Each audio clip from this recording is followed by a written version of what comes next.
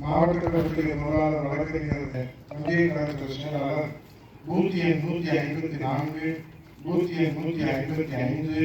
booth எண் 156, 157, 158, 159, 160 என்று 7 வாக்குச்சாவடிகளுக்கு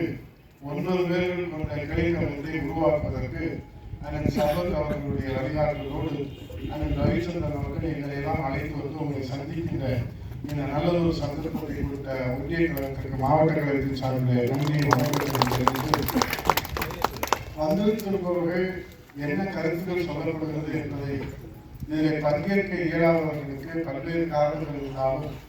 உங்களுடைய குழுவிலே இடம்பெற்றிருக்கிற கிளைக்கழகத்தில் இடம்பெற்றிருப்பவர்களுக்கு கருத்தை சொல்ல வேண்டும் என்று சொல்லி இது மிகப்பெரிய பணி என்று நாம் நினைத்தாலும் கூட